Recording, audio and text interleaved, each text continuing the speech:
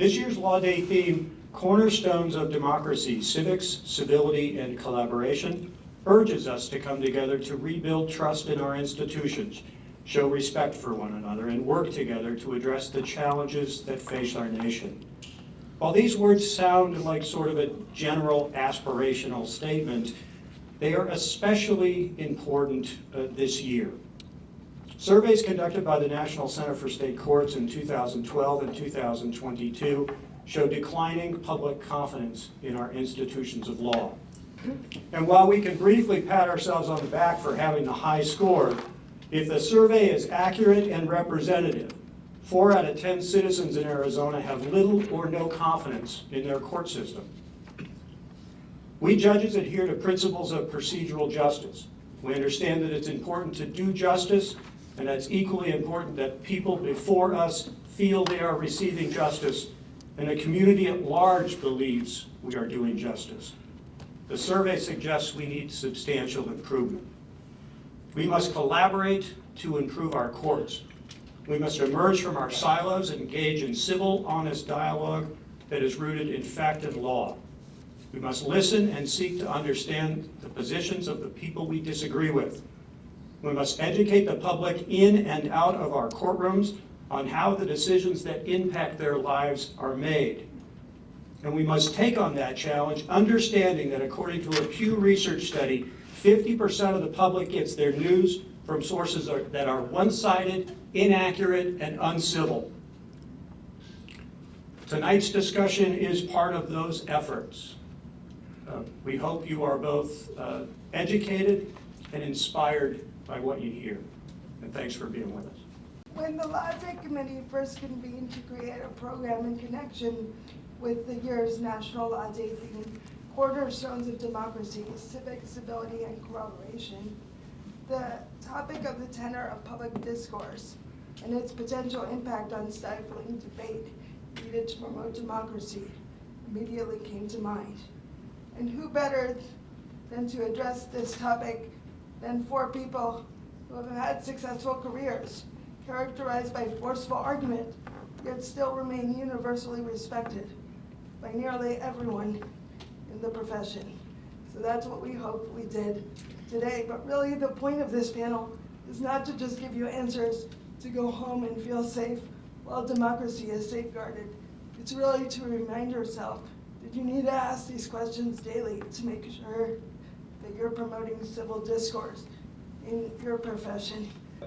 I'll start with a highfalutin Latin etymology thought. The same Latin root gives us our words for citizen as well as for civility, that chiv root.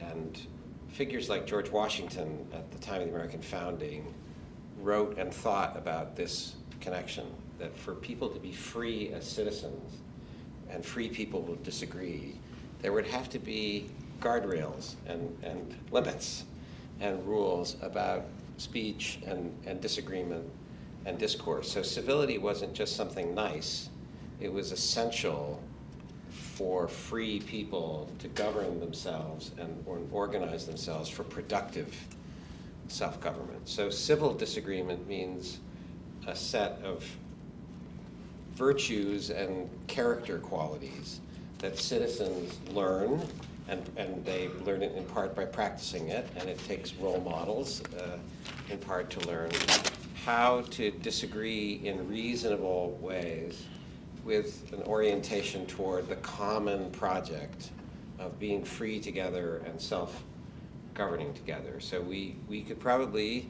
as Judge Welty noted, think of some examples of uncivil disagreement, and we seem to have quite a lot of it.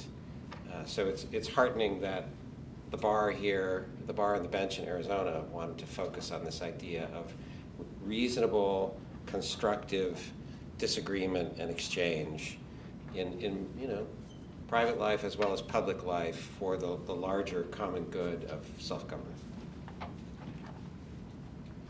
Professor Carrese touched on it, but it's also a fundamental building block for democracy. I mean, democracy is based on the marketplace of ideas and the idea that people will get together and they will air their differences and they will sell what turn out to be the best ideas to the majority of the population, and that creates public policy. And without that happening, public policy doesn't get created, at least not good public policy, and the willingness to listen, to accept the possibility that you might not be right, that some other person's ideas might be better than your own, really is a fundamental building block of making our democracy work, and critical for what we do. I think there's another reason for civility, and that's in your own enlightened self-interest as a lawyer, but as a politician. The person who's opposed to you today may be your ally and your necessary part of your component of your coalition to pass something or oppose something.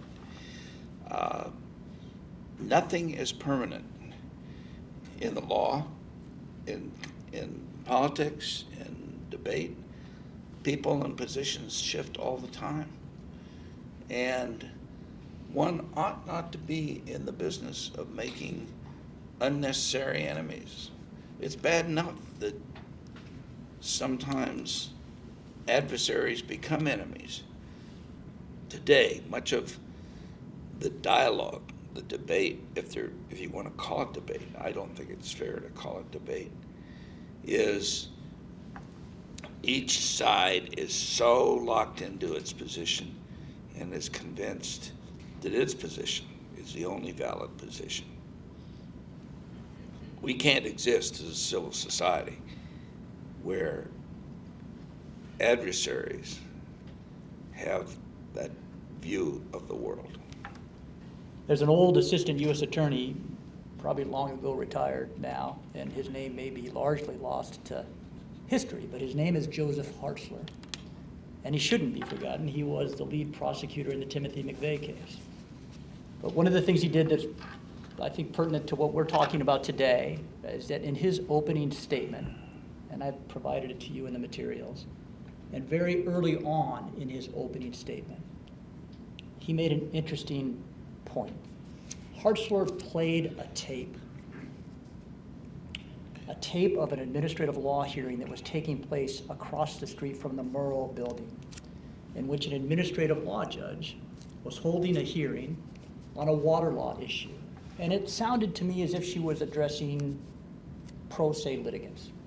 In the middle of this discussion, as she was explaining this process to these individuals, you could hear a terrific explosion in the background, and then chaos and pandemonium across the street from the Marwil building. It seemed a curious piece of evidence to begin with, but in his closing argument, what Hartzler said was, I wanted you, ladies and gentlemen of the jury, to hear that, to know that, because that is how we in the United States settle our differences. Not the way Timothy McVeigh did, but calmly, in civil discourse, and as part of the fundamentals of our democracy. So I don't use that example to suggest that if we aren't all civil, we'll be breeding and promulgating future Timothy McVeighs, although there may be a nexus in that regard. But that wasn't just an aspiration for that prosecutor, Joseph Hartzler. He wasn't just putting up that recording because he wanted people to somehow believe that this is some sort of fantasy in the way it is the United States handles its disagreements. It was very real. These people had a disagreement about water and water law issues, and it was going to be resolved in a very civil, calm, almost, if I may say so, mundane way, ordinary, but clearly disagreements. To me, that is part of what makes despite the apparently increasing unpopularity of lawyers and courts and the legislature, I still think, I firmly believe that for all of its many faults, our system of justice is the greatest system of justice in the world. And we lawyers have a tremendous responsibility to make sure that people understand that when we go to court, when we represent our clients, we are going to live up to that very real idea that we can disagree and disagree civilly and resolve our differences in this sort of environment.